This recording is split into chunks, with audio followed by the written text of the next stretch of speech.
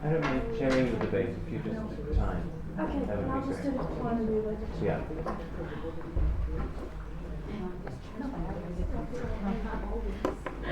I didn't know it was that loud.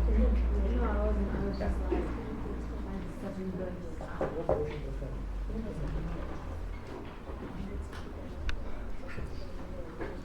You are from the US, right?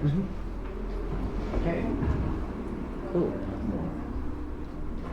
Hello everyone and welcome to the Octo finals of the World Schools Debating Championships 2016. In proposition we have Team India.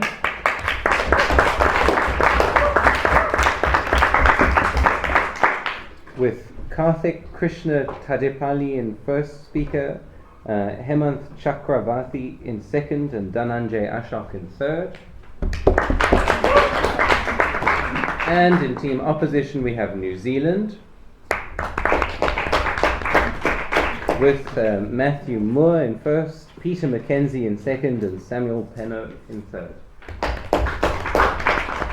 My name is Saul Muska, I'm from South Africa. To my left is Danny Dubois from the United States and Kiana Raymond from Malaysia. Without further ado, we invite the first speaker for the proposition.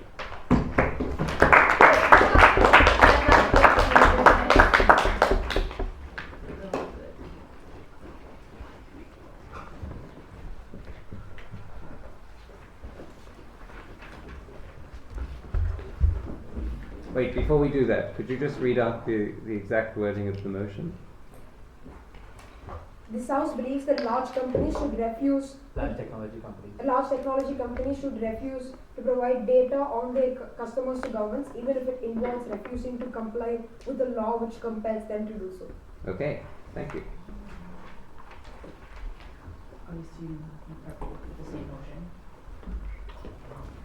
That would be bad otherwise.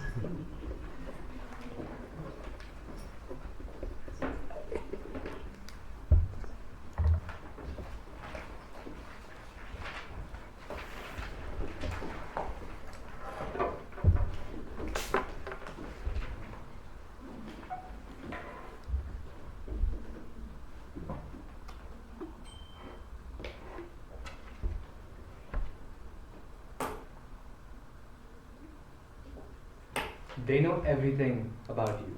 They have all your phone numbers, your messages that you send your partner. They know where you went last night. They have your itineraries, your friends, your family, your colleague, your present, your past. Everything. None of it is a secret. Everything can be accessed by the government when you do this. Before we get into this debate, we must be clear that data is not a buzzword. It is your entire life. And we think that at the point at which you want to take someone's life into your hands and violate all of their rights to privacy and dignity that they want to have to live their life, that is abhorrent and just some vague conception of net utility that we don't think is justified. In this debate, we need to prove to you that individuals have a right to disclose the information that they wish to the government and to society. Second thing we can win is if we prove to you that the total information of the entire population is illegitimate and dangerous for the government to have. These are independent, we can prove either. We can win if we prove either. So their burden is to justify the public of the country and each and every one of your rights in this room consistently being violated over and over again without any checks and balances and any accountability. What is our policy? We think that irrespective of all laws, the companies will not provide data to the government. This specifically applies to companies like Google and Facebook. The large characteristic is that they handle lots of data about customers. Quite often, a lot of it is private, like where you went last night on your Uber app, or who you were talking to last night on Facebook. We have 3 arguments to bring you today. 1 minute. First is on how people cannot be treated as a means to an end. Second is on how this policy allows governments to suppress dissent. The third is how this policy is not effective at all in combating national security. But yes. What's more important on your side of the house? Protecting how many farmful requests someone receives on a Facebook profile, or preventing a terror attack that could take many lives? Right, so the fact is, you simply are trying to trade off the lives, like the trade-off saying there's some vague terrorist attack that might happen in the near future. That's why we need to take away all your rights, not just your Facebook farmville friend request, but the messages you send to your family, all the private secrets you have in your life, surveilling your house. It's not okay to keep security cameras it's not good for the government to keep security cameras in your house because that might stop a terrorist attack. We don't think that stands. First, on why people cannot be treated as a means to an end. There are 3 principles that need to be considered here. First, on the distinct idea of how people are not means to an end. Second, on how the government's power is legitimate only if it is limited. And third, why technological companies have a unique responsibility to deny such requests.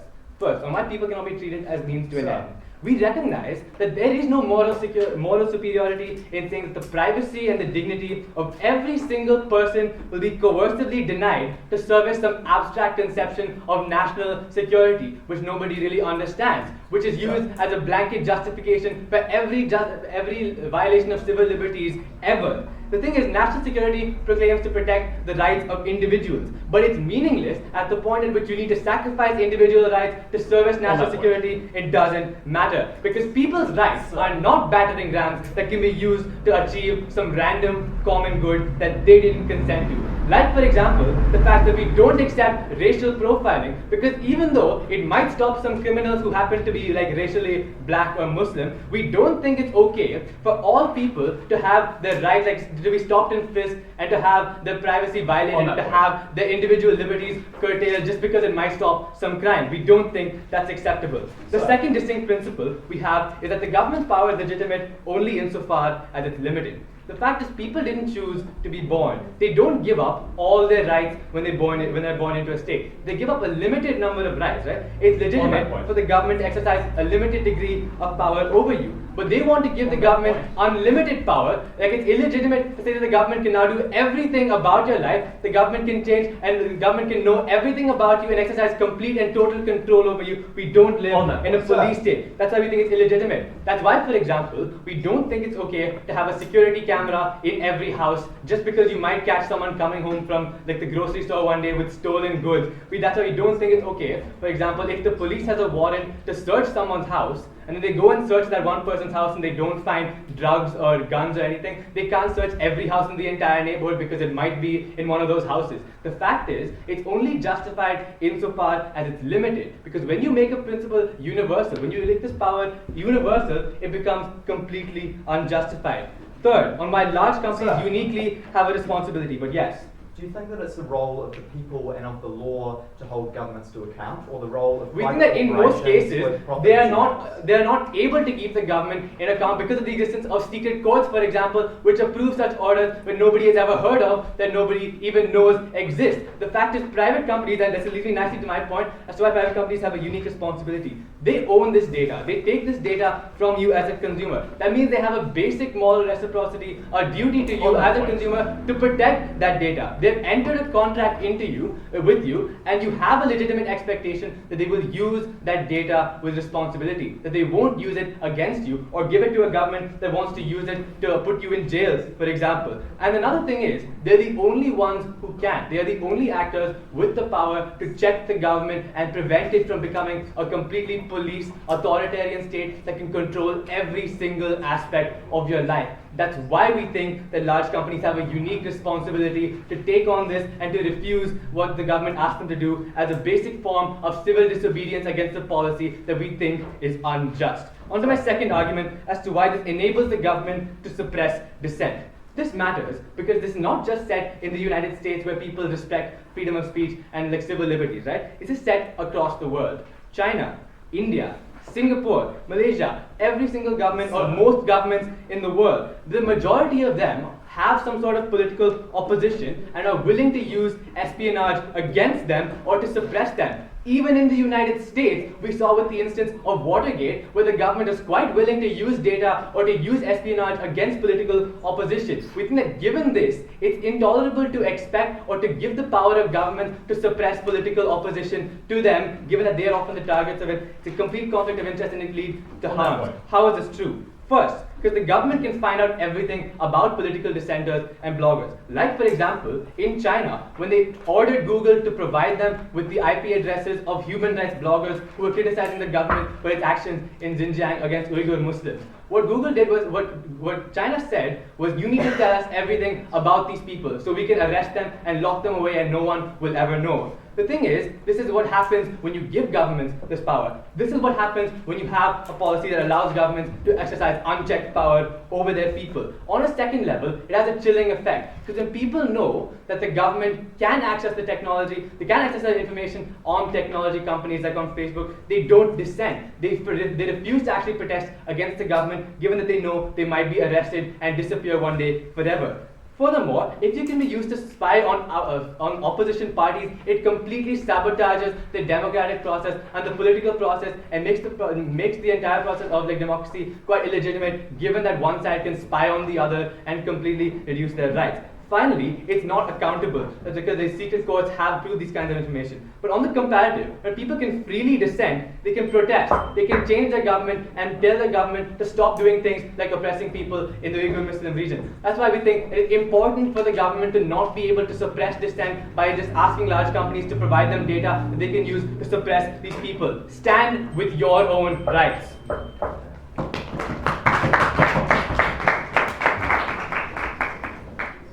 Your speaking time was 8 minutes and 17 seconds.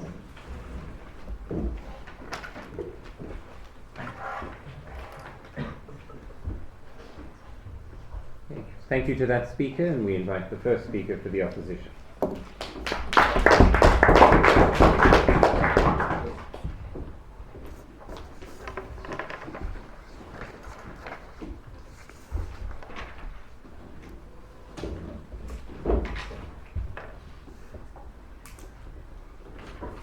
When Apple refused to unlock the San Bernardino attacker's cell phone, they put lives at risk because they valued a couple of photos, their brand, and some positive media attention far more than the lives of human beings. On Team New Zealand, we stand for a world in which crime is prevented, in which crimes are solved, in which people don't have to live in fear of losing their lives in attacks. India's role in this debate is to prove that companies should break the law and suffer the consequence of that in every situation. They also have to prove that actually not preventing terrorist attacks is something that is acceptable in this debate. Secondly, we actually also reject India's onus. Team New Zealand doesn't have to prove that we should access every single person's information. I'm going to go into this in a moment. What does Team New Zealand support? We support companies giving up information to the government when it's in the interest of society to do so. In other words, when they suspect someone has committed a terrorist attack or a crime. We don't have to prove that we should do it to just a random Joe on the street. Secondly, we support governments punishing companies with fines and other punitive measures when they actually break the law. Finally, we also support searchless technology when the law actually mandates it, i.e. when it's judged and proved warrant. In Team New Zealand, we're proving our case in four substantive points. Firstly, how the principles of privacy and when we yield it mean that we shouldn't follow their policy. Secondly, how we aid in the fight against terror and crime. And thirdly, how this policy sets a dangerous precedent that companies can overrule the government and our laws. And then second, we're going to bring you fourthly, how our policy reduces the control of tech companies over how governments use data. But let's engage with what their first proposition said. Their first proposition's entire claims relied on the fact that our side of the house supports collecting information from everybody. We absolutely don't. We only support collecting information from individuals who are suspected of crimes or who actually have committed crimes. So what does this mean? Well, this means firstly let's engage with their principle. Their principle was basically that we can't access everybody's information. We totally agree. That's not something we support. But finally they said government's power is only legitimate when it's limited. On our side of the house, government power is limited. But furthermore, they're proposing that there should be a limit of government power, i.e. there is a point that the government actually does have power. And that power, we say, is in things such as search warrants. Finally, they said that companies have a unique right to refuse. No, Companies don't have a right to refuse when the law actually mandates them to comply. That's why we have laws in the first place, ladies and gentlemen. So let's go into my split today. First, I answered my first substantive point, which is that the rights of privacy and when we actually yield those. So we think that in the current status quo, allowing the government to access company information is consistent with our current laws and society norms. Because law is the mandate of the people, i.e. the people accept a law because they think it is something they value in their society. So like bills of rights protect people from unreasonable searches. But searches are only unreasonable when they break the law. So that means we allow the police to search homes, individual homes, with a warrant when we suspect they have committed a crime. That means that there is a legitimate search. In much the same way, the government has a legitimate right to search a phone with a warrant when they suspect that that person who owns that phone has committed a crime, like the San Bernardino attacker. They haven't really addressed that sort of analysis at all. Secondly, we think utilitarian calculus obligates us to do this. Why is that? It's because in some cases, yielding your own privacy creates more good than actually keeping it. So for example, if the government accessing information on a phone allows them to prevent a terrorist attack or allows them to catch a criminal, we think that creates more societal good than you gain from simply keeping your photos and messages private. Photos and messages that were never going to harm anybody in any case. Yes? Do you support Google releasing information on human rights bloggers to the Chinese government because it asked them to do so? We don't necessarily have to support that because those people haven't necessarily broken law. Finally, we think that also China's laws are actually unjust. We don't support that on our side. We think China shouldn't actually access information of political dissenters. Finally, we think the law is the mandate of the people, so companies are actually just obligated to follow those laws in the first place. I.e., current laws are the people's mandate. That means corporations should follow those laws principally because everybody else in society does. If companies are simply conglomerations of people, they should follow the same laws as the people do. And now turn to my second substantive point. And this is something that they never really wanted to talk about in their entire first speech. And that is how we actually aid in the fight against terrorism and crime. So firstly, we empower law enforcement to quickly solve and prevent crime. So there are two worlds in this debate. There is a proposition world in which police investigations stall because Apple doesn't give the information of the San Bernardino attackers information to the government. They don't release information about that network. They don't release information about where that person was, about the phone calls that they made, about who they talked to. They don't get any of that. That means police investigations have nowhere to go. But in our world, governments can quickly take this information, access those phone calls, access where that person was, access who they were talking to. That means we actually solve where the crime was committed, why it was committed, who their accomplices were, where those networks lead to. We get all of that on our side of the house because the government has a mandate to find that information out. What does that mean? It means not only we can save lives because we can A, prevent crime before it happens because suspected criminals might not have committed their crime yet, and secondly, in cases where urgency is needed, i.e. an attacker is on the run, we cut down the length of time that police need to investigate. That means that those people are less likely to commit another attack, another crime, because they have less time on the run. Secondly, on our side of the house, we make terror attacks less likely to occur because they are harder to coordinate. Why is that? Because terror in their world can be coordinated through public tools. They can coordinate it through iPhones and laptops and any other public technology because the government will never have any right to access it. That means it's really, really easy for a terrorist to talk to all of his friends on his iPhone about coordinating an attack in Australia, in Malaysia, in the United States. It's very easy to do so. What happens in our world? In our world, terrorists and criminals won't be able to communicate as easily. Because if they use an iPhone, the government simply accesses the information on it and knows where that person is, knows an attack is about to take place, and they stop it. They save lives. That doesn't happen on their side of the house. What are the outcomes of this? It means firstly, we disincentivize attacks in the first place, as I've told you.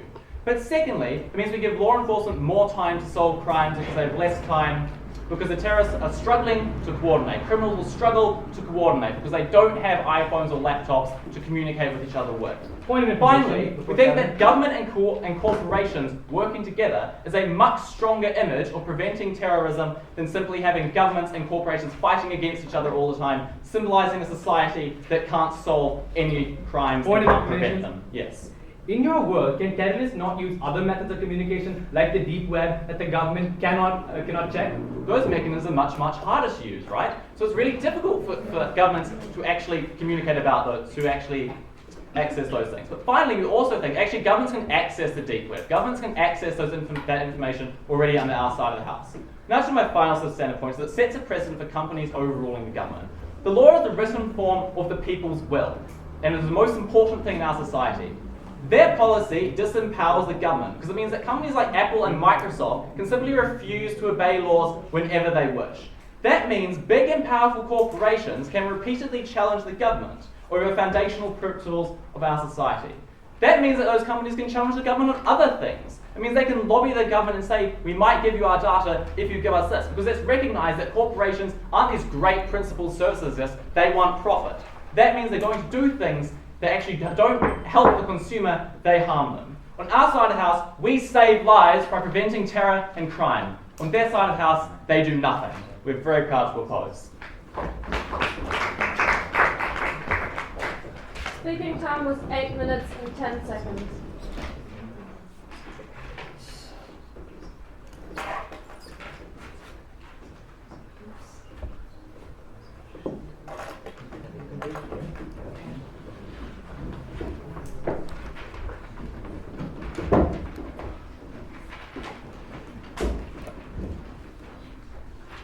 Right, thank you to that speaker, and we invite the second speaker for proposition.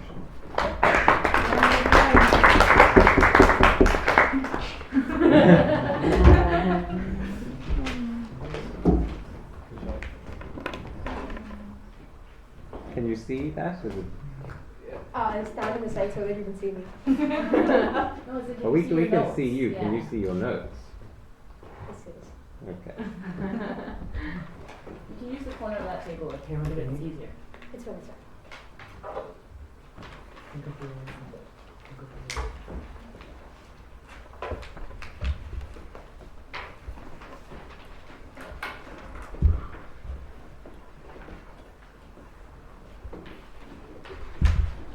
They are coming for you. Team New Zealand and its band of governments know all about you and your personal life. They have the pictures you send to your partner. They have your travel itinerary for the next week. And apparently, this is going to prevent terrorism. The biggest concession that they made in their first speech, that was quite empty, quite surprisingly, that wins us this debate already is when they tell you that they're only going to access information when you already know that a terrorist attack is going to happen and you want to ensure that the terrorist attack is definitely going to happen and therefore access that person's email ID. First of all, we tell you what this means is that they recognize our principle of why privacy is important. They recognize the 3 principles we set out in their first speech. Second, by their principle of utility, they lose. Why? Because if you already can speculate that terrorism is going to happen, you don't need to ensure that it happens. But even if they want to talk about crimes, we tell you that even in that case, there are other ways to access this information. The biggest example they gave under this was San Bernardino. Let's get to this later. The third thing is, what they rather had to defend was prevention. Prevention as in a speculative potential for national security being maintained, whereas a definite loss of privacy, that's what they failed to do. So by doing so, they've not done their burden. But finally, we think, even in that paradigm, governments are likely to use this unique one-time model all the time to access information. Therefore, our points still stand. But what did we tell you right in our first speech? We told you multiple things, like for example that the company has a duty to refuse. The national security is meaningless if it comes at the cost of the dignity it is supposed to maintain. That there should be limits on state power. By dropping this effectively, they've conceded to most of this. The second outcome we pushed to you was dissent. How public dissent can now be suppressed. Not only do they not respond to this at all, but we asked them in a POI about China doing this, they told you, no, these now human rights violators, those fighting human rights violations didn't break the law. So your principle is that the country is always superior to the people and the company, and that whatever the country asks for, the company should provide. Then at the same time you tell us that the company should decide whether something is a violation of the law and then give the information. We don't understand. At best, if this debate is a wash from their servios. But finally, and most importantly, the way in which they try to win this debate is by saying 2 words. San Bernardino. Let's deal with that example.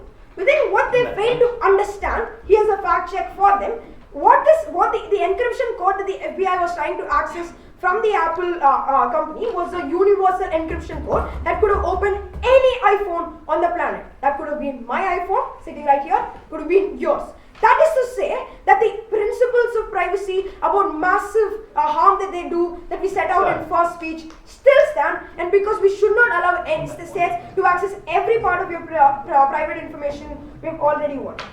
Once again, the comparative in this debate that they had to defend was a prevention-based principle. A prevention that some form of potential, some form of speculative national security was worth the definitive human cost that exists for it. Because they failed to talk about it at all, we've already won this debate. But moving on to my constructives, but before that, I'll take the POI. Do you think that police should stop investigating all terror suspects because they don't have definitive proof that they're going to carry out an attack? There is a difference. We think when you know that a terrorist attack is going to happen from other sources, you should still go there and set up some safety mechanisms. That is not to say that you should set safety mechanisms in everyone's houses, in everyone's bedrooms, all the time, all day, or consistently. If to this they tell you, no, we're not invading the privacy of everyone, we tell you that's a concession on their self-use. What is the argument for the teams? The significance of the utility of the data. The only thing they had to talk to us was about how they're going to prevent crimes, how they're going to prevent terrorism, and so on. So let's abandon the case that we put to you from first speech, completely discount everything they've said, and then look at how their policy virtually has no utility. So what crimes are we talking about here?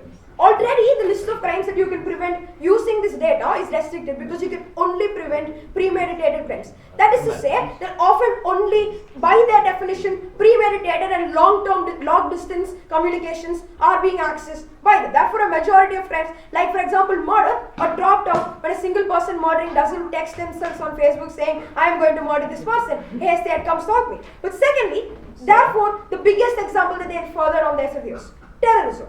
First of all, it's quite bizarre for us to believe that terrorists communicate with each other on a Facebook chat or on a Gmail account. We think rather the nuance they fail to understand is that terrorist attacks are sophisticated. That is to say that if terrorists can make bombs, then obviously they can also access some other forms of encryption and ensure that their messages are secretive. That is what was the mechanism that they often use? The deep web. That is, or some form of encrypted communication software. To this they tell you, no, the deep web is harder to use. What they fail to understand is that given that anyone with some computer knowledge can access the deep web, terrorists who are already doing so much to do the terror attack, who are making RDX bombs, are obviously going to take the initiative to do this. It is a lie for them to run it on such a shaky ground. But second they tell you that no, we can check the deep web as a government. By definition of being the deep web, by definition of being the dark web, it has no bounds, it has no limits. That is, the purpose of the deep web is to be uncheckable, and quite frankly, at this point, they've already lost this debate. But second, we think, even if we were to believe the characterization, the terrorists were indeed going to communicate over public mechanisms like, for example, Gmail, they have to understand that after Snowden and WikiLeaks, and after this information has been made available to the public, but you and I know that the personal communications are being accessed by the state in the US, for example. Obviously, terrorists are going to take precautions. They're not going to communicate in civilian means. They fail to understand the sophisticated way in which terrorists operate. Therefore, at best, their biggest and most important thing they have to talk about terrorism is this policy has no utility towards terrorism on their surveillance. I'll take you. If terrorists only exist on the dark web, then how was it that Apple had messages relating to the San Bernardino attacks? Fine. That's the difference we're pushing here, right? Any kind of massive utility that they're going to talk about will require it to happen on the dark web. That's where any form of significant attack will happen. What therefore happens in, for example, San Bernardino is a preventive and speculative idea of hacking into the phone, and that's the idea that they haven't defending, but suddenly now want to talk about in this PO. But second, therefore, we argue, at best, their policy stops things like burglaries. We think property is not more important than everyone's right to privacy, and therefore the moral superiority on that case falls on our citizens. That is why, for example, the Patriot Act in the US has been largely and widely useless. At the point at which we tell you that you're less likely to die of terrorism than you're likely to die out of an automobile accident or a poisonous spider biting you, we think that policy is largely unnecessary but also lacks utility. What is the filter, therefore, that you have to view this debate from? The three principles we set out in first speech. Moral superiority, that is, national security is meaningless without dignity and some rights shouldn't be more important than others. That is, individuals are not a means to an end. Limits on state power and the duty of companies to protect. And finally, our outcome is the only legitimate outcome. Their outcomes are lives. We are very proud to propose.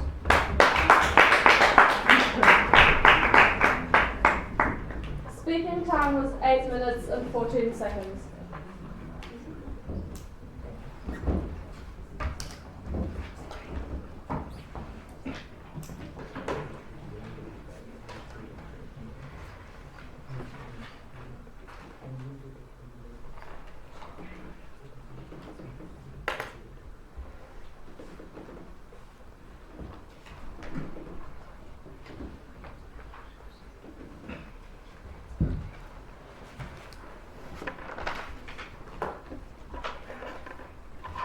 Right, thank you to that speaker, and we invite the second speaker for the opposition.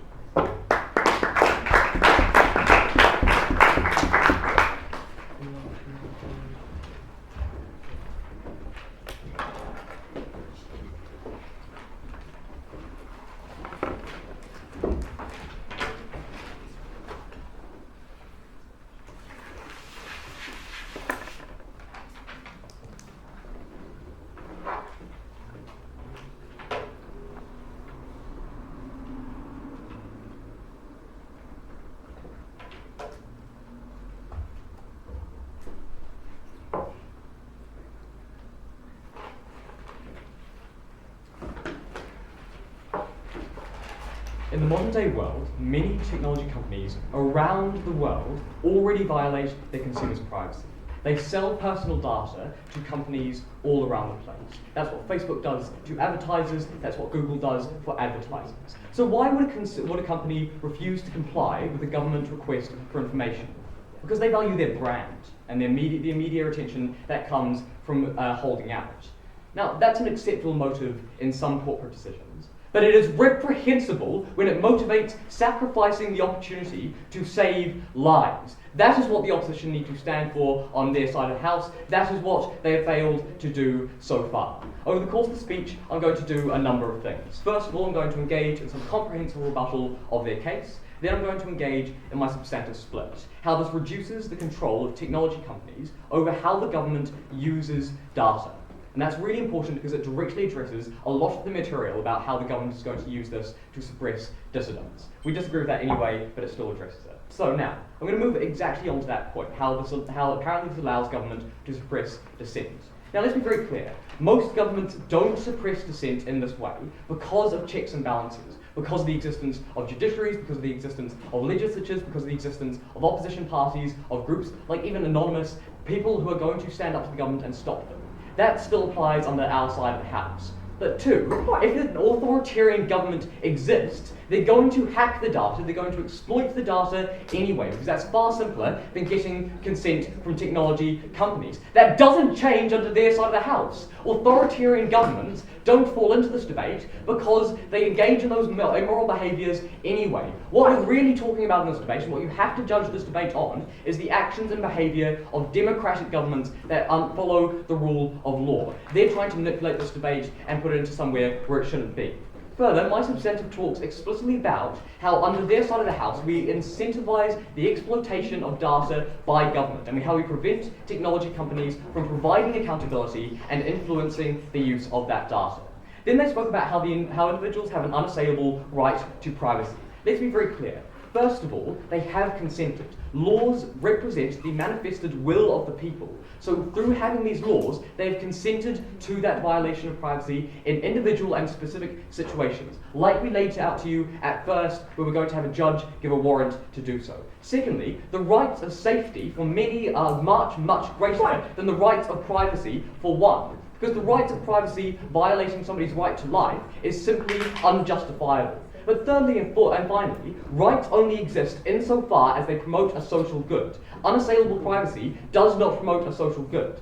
Because let's be Point of clear, information. tax violates the right against theft, the right to have property, but it promotes a social good in that the government can actually provide social services. That's why we permit it. So they really need to justify how somehow we get justify like unassailable Point of rights in every single information. situation, which simply doesn't work.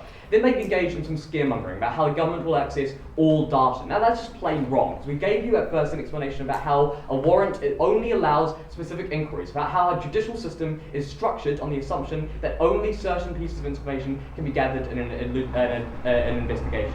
My substantive also engages with how the government is more likely to gain access to all data under their side of the house. Then they spoke about how this stops terrorists communicating via phones. Many people operate without training or just because they want to as terrorists. They will make these mistakes, they will do this and communicate via the phones. They don't think like some trained special operative, right? We think we're still going to get very clear benefits under our side of the house. They haven't actually eliminated those. Then they spoke about how private companies have an obligation to protect data.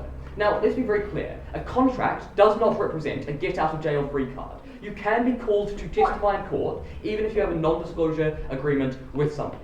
That's because we recognise that private contracts don't stand up to government-mandated will, where the will of the people explicitly says you have to sacrifice that non-disclosure agreement. Also, people often consent to the sharing of data through terms of conditions. So we think it's like perfectly conceivable that they consent in this situation as well.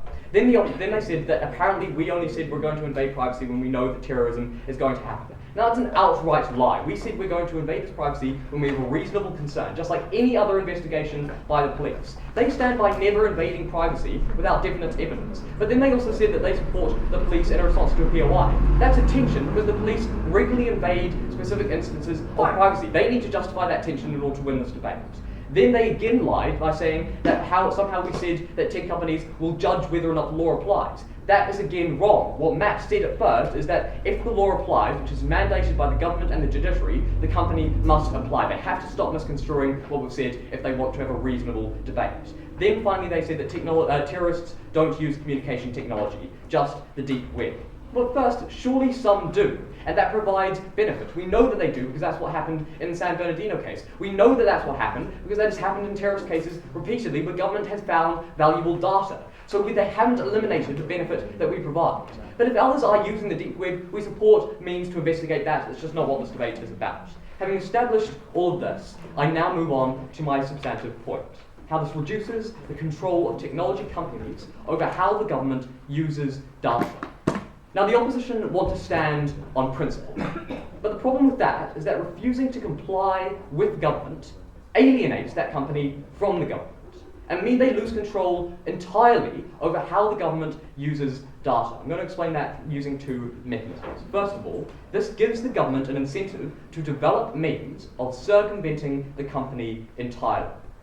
Because when a government knows that they won't get help from the company, when the government knows that a company is going to be stubborn and intransigent and totally against the will of the government and people, they're forced to find other options. Because it is unreasonable, I'll take you in a moment, it is unreasonable to expect the company, this government to just give up on pursuing security for the people. So we're going to be seeing more hacking by the government, more total circumvention of ways to find security, of ways to protect data. Wouldn't you agree?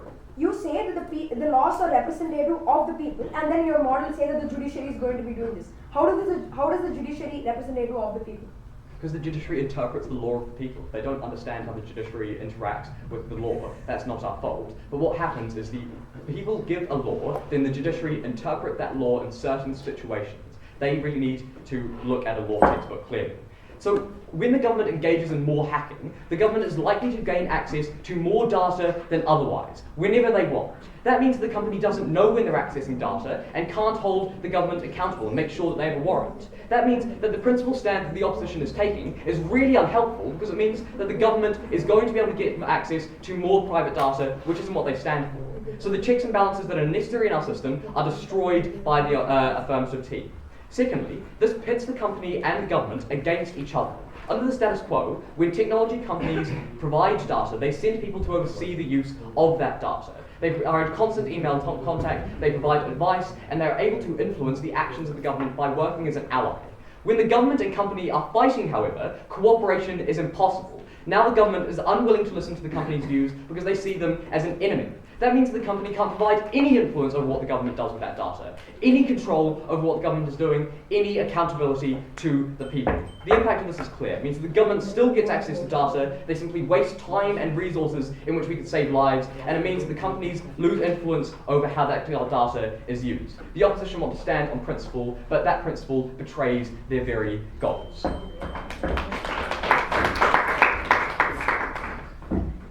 Your speaking time was 8 minutes and 16 seconds.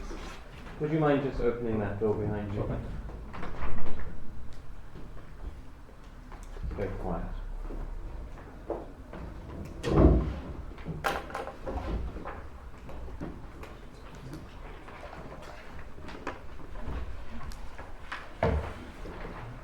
Right, thank you, and we call upon the third speaker for the proposition.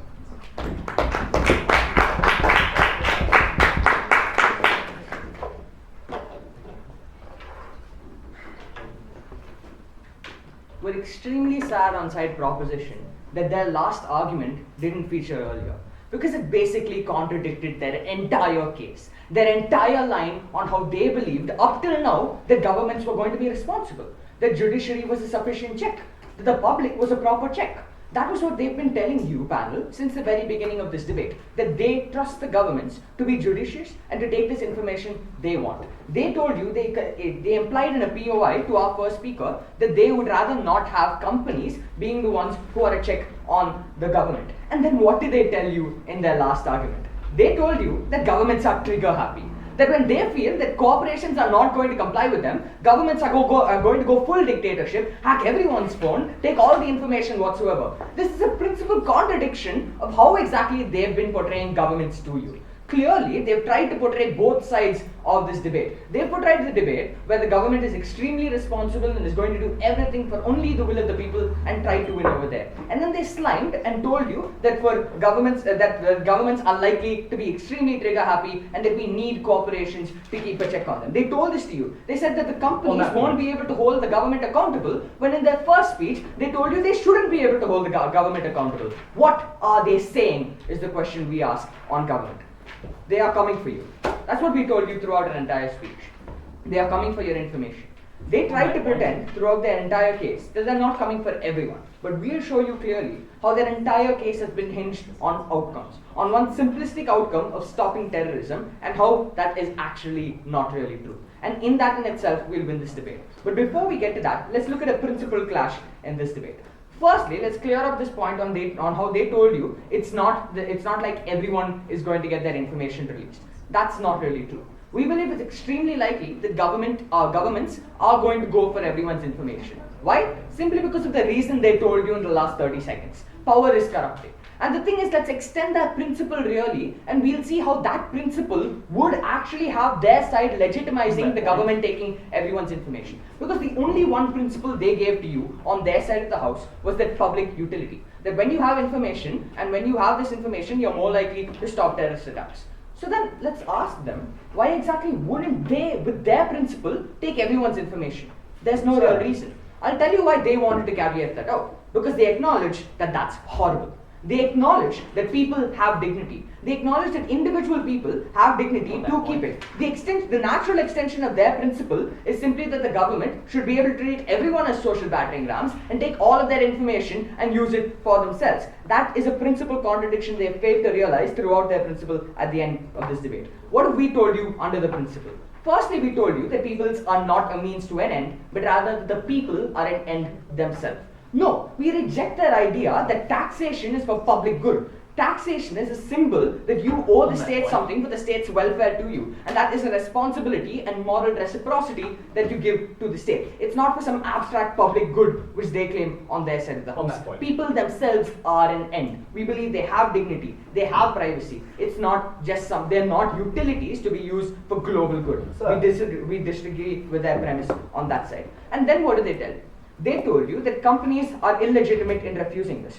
Firstly, they told you it's the people's mandate of this law, and as a result, it's not okay if companies reject this. Firstly, we ask you, how many people truly knew about the Patriot Act in America? How many people truly knew that they were being spied upon? How many people truly knew the full extent of these laws? They don't. In many of these cases, the people's mandate that they claim does not exist. The people don't know the full extent of these laws. They don't know the information that truly exists. And as a result, this legally binding thing that the people have officially consented to on their side of the house is not true. How do you disagree? Would your side of the house like to talk about the actual practical outcomes of such a loss of privacy? Thank you, sir. Thank you, sir. We'll talk. Okay, wait. Practical outcomes of a loss of privacy. Yes, there are several outcomes of that.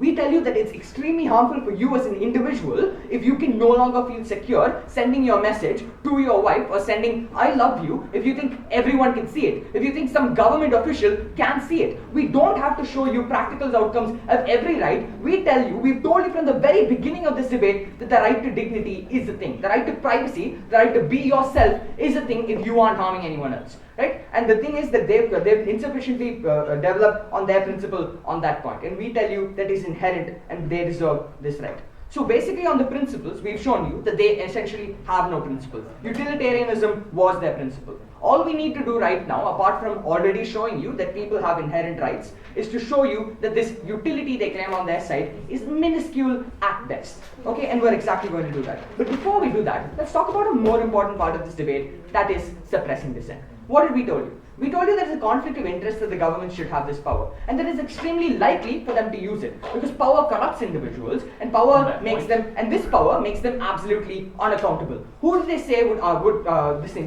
impose checks and balances on these individuals? Firstly, they told you party opposition, disregarding our analysis in our first speaker, how in places like the United States of America, this data was used against party opposition and used against them to put them down. And we tell you in several states, it's not implausible to assume that these people are going to use it to suppress party opposition, that they're going to use it to suppress the power of the judiciary. The thing is, if we give them the benefit of the doubt and assume that they might be able to solve a few terrorist attacks by believing their claim that terrorists are stupid and use iPhones and update on Messenger that they're going to bomb a place, they have to buy our analysis on how it is likely that a few countries will be able to use this measure to clamp down on human rights. What does this basically mean? On a balance, on their precious ideals of utilitarianism, we clearly win. Because the risk of a country becoming a dictatorship, an authoritarian regime, and clamping down on all dissent is extremely high. They cannot come up and tell you that we don't want this to be implemented in China because Chinese laws aren't okay. What are they saying? Do they expect companies to take individual decisions on each country and then evaluate whether or not they're going to follow that country's laws, evaluate whether or not that country is democratic? If they want that, they needed to tell us why companies are legitimate in making this differentiation and choice,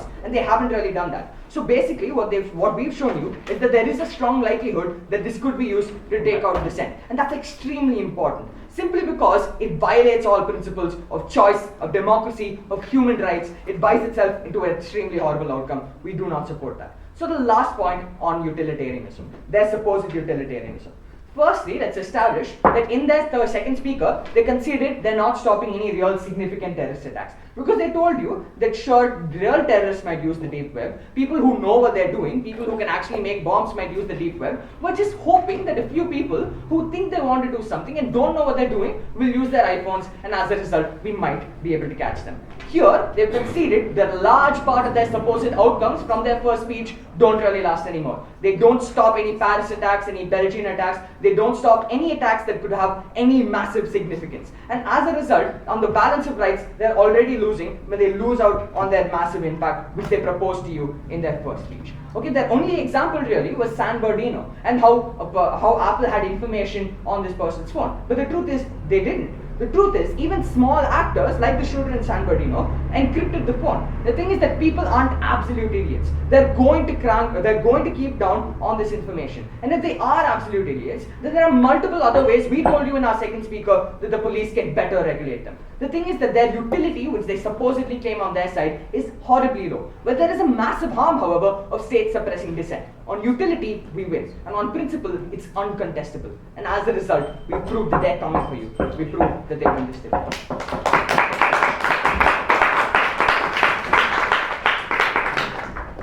Your speaking time was 8 minutes and 18 seconds.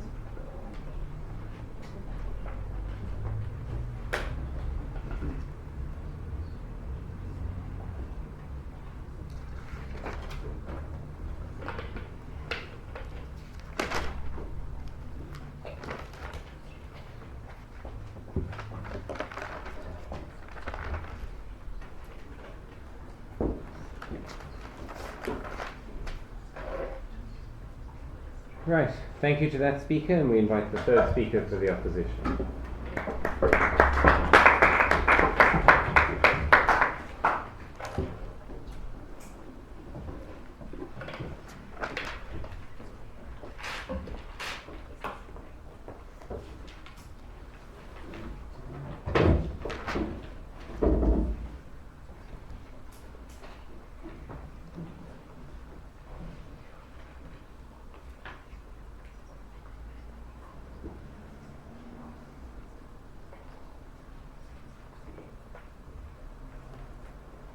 Team India today wanted to talk to us a lot about contradictions in cases and minor things they've picked up on. I'm going to talk about in my speech today.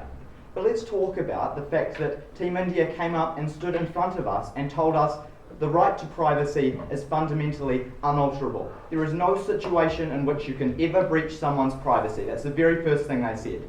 Let's talk about the second thing they said. We actually support it when police go in and breach people's privacy and go in to prevent criminal attacks. What does that say to us on our side of the house? That says that there is a massive concession on India's side of the house that says actually privacy isn't unalterable. We actually do need to look at the outcomes rather than existing in this hypothetical world of only principle where we never look at the outcomes. And that fundamentally is all India has been wanting to do today. They've looked at the principle and not engaged with what is actually going to happen in the real world. We've brought you a case that exists in the real world. We're happy to stand by it.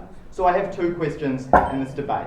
Firstly, this idea of the principle, and secondly, the idea of actual physical outcomes. So the first question is about principle. Well, first of all, we don't actually think that the principle is the only burden that Team India actually has to prove in this debate, because it's not good enough to just say we're just going to protect terrorists on the basis of principle of privacy. You actually have to look at what happens when you protect those rights, and we haven't heard enough analysis from their side of the house. So they told us, obviously, that the right to privacy is absolute. We had a number of good responses to this. Firstly, we said that actually you only have that right insofar as there is a positive outcome for society. Team New Zealand has a nuanced case and recognises that just as people have rights to privacy, other people have the right to safety. And we don't think that where your right to privacy is going to breach 10 people's right to safety, you have that right in the first place. They conceded that that was true. They said, if someone is going to commit a terrorist attack, we are happy for the police to investigate them. That is what they said. And our side of the house absolutely supports that. We support security law. We support laws that actually exist in the real world that say where someone is a terrorist suspect, we can investigate them. That is the exact same principle as just on the internet. We don't, on our side, have to defend this idea that the Chinese government is going to hack everyone in China. We don't have to support the idea that governments are going to go totally AWOL, run off the rails, and do illegal things, because fundamentally we support the law of the people. So, they told us that corporations have responsibility. Well, actually we say, no, they don't. The only incentive that's acting upon corporations is profit. They like to boost their media, they like to boost their brand. They like to keep political power and leverage it against the government. We think that the people that actually have an onus to hold the government to account are the people that make the laws, the people that vote on that government. That is their onus, and those are the people that put security laws in place. So what have we told you? We've told you that it's consistent with current law because we have things like search warrants, because we have things like tax. We're not every individual has to consent, but society as a whole agrees that this law is in place because it's best for everyone. We've told you about the utilitarian principle. We think on our side of the house that it's more important to save people's lives than it is to protect photos. We haven't heard enough engagement with that on the other side of the house. We think that law is the mandate of the people, and therefore we are actually the principled side of the house, because just like tax, the law to protect people's security through spying on terrorists was put in place by the people who were elected as our representatives. Therefore, they are supporting corporations that are standing against the mandate of the people. And why do they do that in reality? It's because they have these profit incentives. They are promoting a system where corporations stand above the law. They're promoting a system where these corporations, because they have lots of money, because they have political power, they can do what they want. So what's the second question in this debate? The more important question in this debate. It's talking about actual outcomes for actual people. It's not talking about these abstract concepts that they haven't proven anyway. So, Information. what they told us is that these people are only going to use the deep web. Our first response to this is that not every terrorist and not every person that is going to commit a mass murder is someone that is trained in how to do so. We think that the fact that people in America look up on Google how to make a bomb and then go out and kill some people with a bomb suggests that it is true. The fact of the matter is that amateur teenagers who want to go and kill someone look up, how do I make a bomb that is going to kill 20 people? Then they go on to kill 20 people with that bomb. That's something they have refused to engage with. They have a very unrealistic view of the world, where despite the fact that terrorists keep information on their iPhones about their terrorist acts, we're not actually going to get any useful information out of that. They wanted to talk instead about examples like Watergate and about the Chinese government suppressing dissent. Well, as I've told you, we don't support illegal action. On our side of the house, it's not our burden to support things like Watergate, which ended up in a president getting out of being the president, right? Nixon was kicked out because he resigned because he broke the law. We don't have to support this thing on the side of the house. And actually we told you in our split, which was not engaged with at all, that these governments are going to do it anyway. The fact is that the Chinese government already spies on people. They do it illegally. That's not what we have to support, and they haven't engaged at all with the reality of the world. We think it's also ridiculous for them to stand up and say, because the USA is going to be able to look into people's private information for the sake of security, they're going to become an authoritarian government. It's simply not realistic. Yes? If your principle is utilitarianism, why does it not extend to a constant surveillance of everyone's virtual lives at all points of time? Because we are happy to accept that privacy is important in people's lives. That's something that we are happy to accept. However, we think that privacy should be overruled when it is people's safety and people's livelihoods on the line. Never in our case, as you've mischaracterised it, did we ever say that we don't support privacy. Absolutely, we do. But at the point where someone is going to kill other people, no, we don't, and you have conceded that yourself on your side of the house. So, they told us that these attacks occur already, so let's not bother. Well, that statement on its own says to us that the other side of the house has completely abandoned any attempt to be principled at all. At the point where you say these attacks have already occurred, we shouldn't undertake looking into their personal information, you've abandoned principle. Why? Because as we told you, it becomes much easier and much faster to catch killers on the run when you go out and get their information. At the point where you know how someone is going to undertake an attack, at the point where you know where someone is, it is much easier to go out and arrest them. Secondly, we told you that in the first place it's going to be much harder to enact these things because you can't just look up on Google how to make a bomb, because you can't just text your terrorist friend and organise an attack.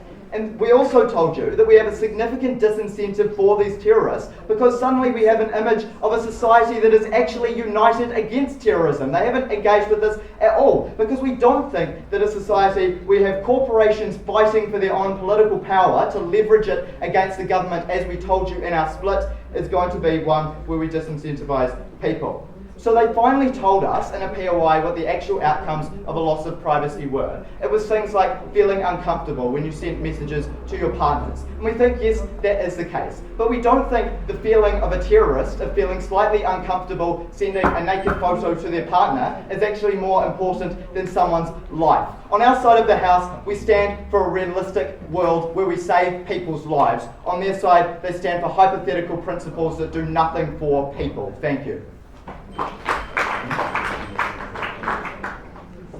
Your speaking time was 8 minutes and 15 seconds.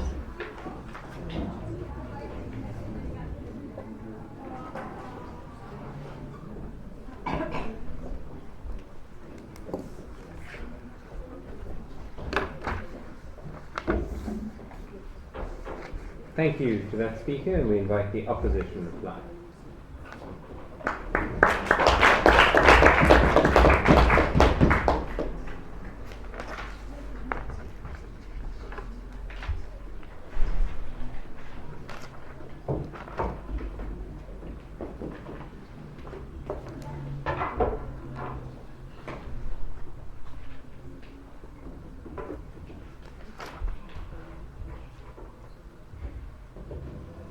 the opposition wanted to talk about tensions. So let's do that. Let's talk about tensions.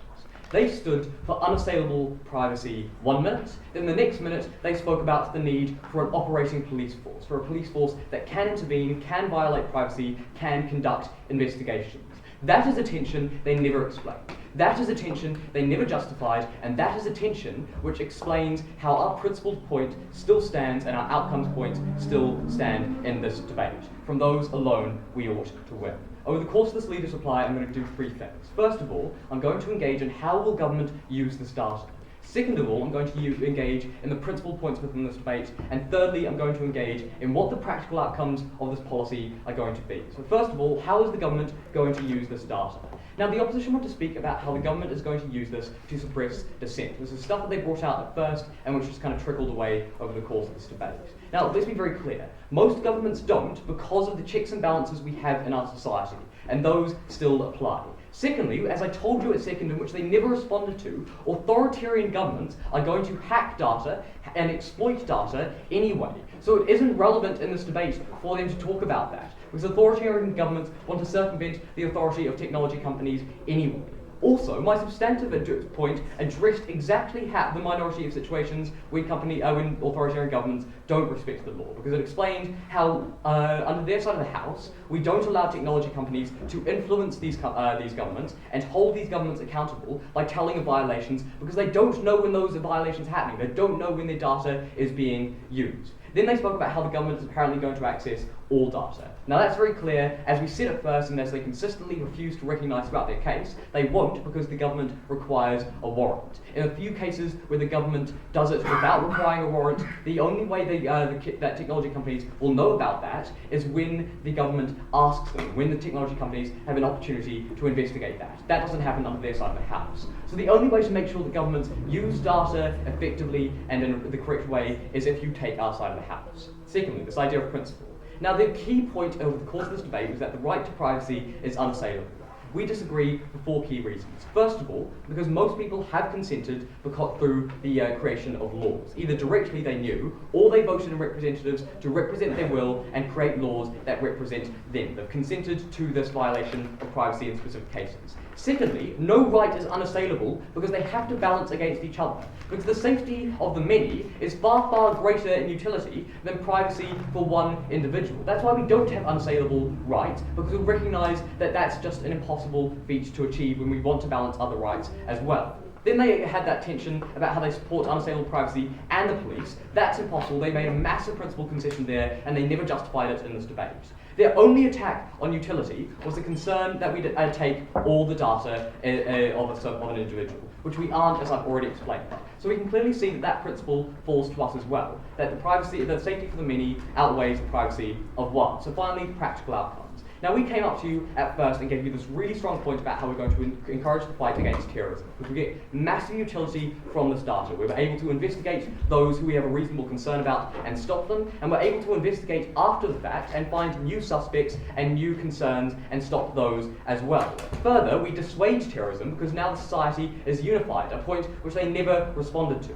Their only responses to the fight against terrorism was that one, that terrorists won't or don't use their phone. First of all, even if only one does, that's a good outcome that's justifiable under our side of the house. Secondly, that's just plain not true. Many make silly mistakes or are just silly in their behaviour and will use the phone when they do so. That's what happened in San Bernardino. That's why it's so important. And then finally, they still use the dark web through technology companies, and we get access to that under our side of the house. So that's why we are so dedicated to having this policy, because we create practical outcomes and their principle doesn't apply. For all of these reasons, we oppose. Your speaking time was 4 minutes and 12 seconds.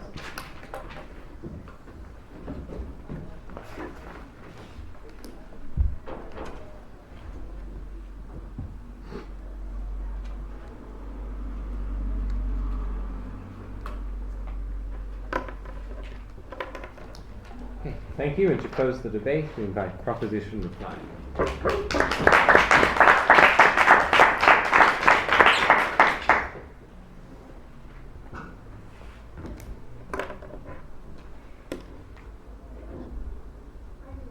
They are coming for you. That's what we've been telling you for the past 3 speeches. That's something that they refused to defend when they gave governments a power that would logically not be checked and then didn't try to defend its logical extension. The thing is, we are the only side in this debate who engaged with both worlds. They tried to pretend that our world didn't exist and saying that we had failed to engage with their prism of national security. We did. We showed you in our entire second argument that even by their own criteria, even by sheer utility, they fall. The question here was not about principle versus outcomes like they wanted you to believe. That's why we engage on both principle and outcomes, show how clearly on principles we are superior and on outcomes they don't achieve anything. So I'll focus on the 3 principles that we set up and why they still stand. First, on why essentially people are not means to an end, not contested. Second, why government's power should not be limited. Government's power should be limited in order to be legitimate. Again, no response. The only one they had response to was the third, on how corporations have a responsibility, and they said that, oh, people consent to this and corporations are profit driven, right? We preempted this in our very first speech. We told you that people have legitimate expectation that corporations will not sell their data to the government to put them in jail, something they didn't respond to even after it was made in first speech. That's why clearly on the principles we stand. So I'm going to focus the rest of this reply speech on showing why even how, by their own criteria of sheer utility, the motion stands, right? So let's look at that. On the question of utility, let's notice how they retreated from thousands of lives being saved in their first speech to in the reply when they said, okay, even if it stops one attack, it's justified, right? They've consistently diminished the scale of their outcomes, recognizing that our attacks were all valid. What were these attacks?